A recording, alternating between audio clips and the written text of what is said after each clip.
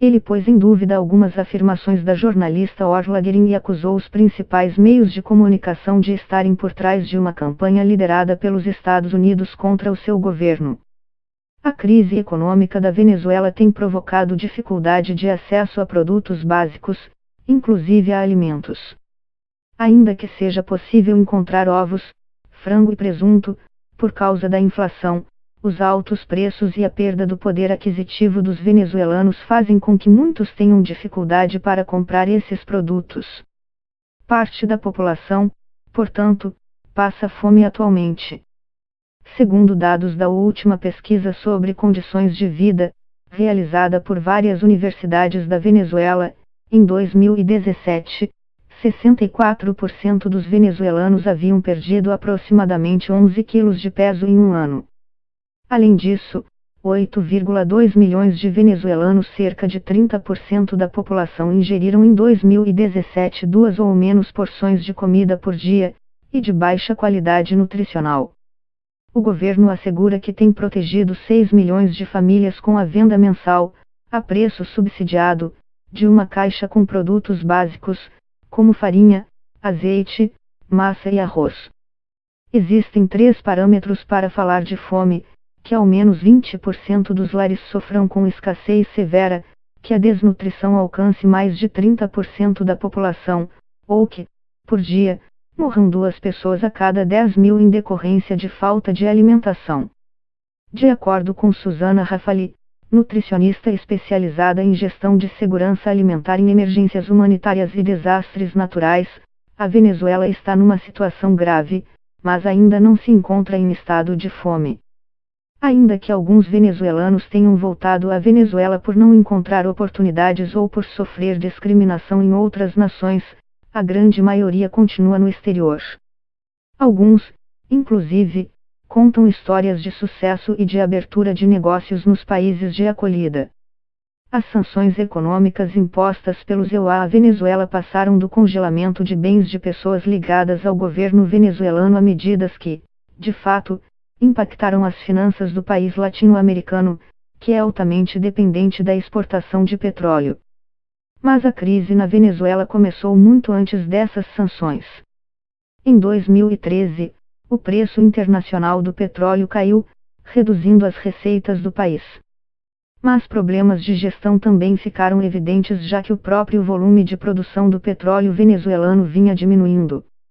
O dinheiro que a Venezuela obtinha com a venda de petróleo ao exterior era usado para a importação de produtos básicos em quantidade suficiente para abastecer o mercado interno. Com a queda na receita, as importações se reduziram. As recentes sanções dos Estados Unidos à indústria petrolífera venezuelana são um golpe adicional às finanças do governo. Maduro rebate a estimativa do Fundo Monetário Internacional, FMI, de que a inflação da Venezuela alcançou por cento em um ano. Para o presidente venezuelano, o FMI está sempre ao lado de políticas neoliberais que favorecem o capital em detrimento do social. Faz anos que o governo deixou de publicar dados oficiais sobre inflação, calcanhar de Aquiles histórico da economia venezuelana que disparou com a chegada de Maduro ao poder, em 2013. A Venezuela vive um processo hiperinflacionário, termo usado quando o aumento mensal de preços alcança 50%, que alguns consideram como um dos piores do mundo desde a Segunda Guerra Mundial. Às vezes, um mesmo produto sofre aumento de preço de um dia para o outro. O governo assegura que é uma inflação induzida por um ataque estrangeiro à moeda nacional, o bolívar. Em agosto do ano passado, Maduro respondeu cortando 5 zeros do bolívar. Maduro tem razão. Desde que Hugo Chávez se alçou ao poder em 1999, dando início à chamada Revolução Bolivariana na Venezuela, o chavismo venceu 23 das 25 eleições ocorridas no país. Muitos desses triunfos ocorreram em meio ao boom do petróleo, alta no preço das commodities, inclusive petróleo e gás, que Chávez soube usar a seu favor na política.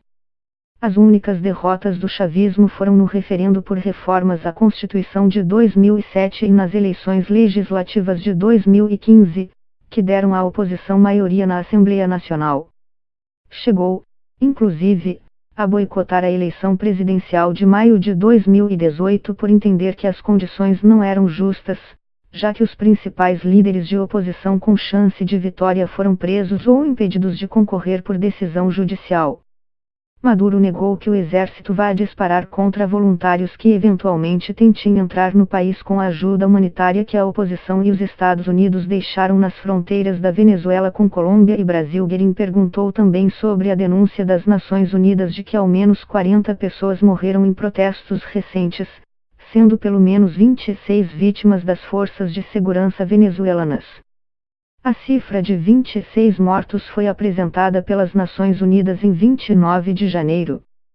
Pelo menos 26 pessoas morreram supostamente após serem atingidas por disparos das forças de segurança ou de membros de grupos armados pró-governo durante as manifestações que ocorreram entre 22 e 25 de janeiro, disse Rupert Colville, porta-voz do Escritório das Nações Unidas para os Direitos Humanos.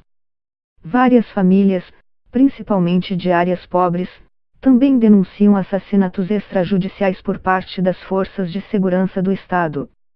Essas acusações não são novas. Nos 4 meses de protestos de 2017, estima-se que morreram cerca de 120 pessoas, a maioria nas mãos da Guarda Nacional Bolivariana.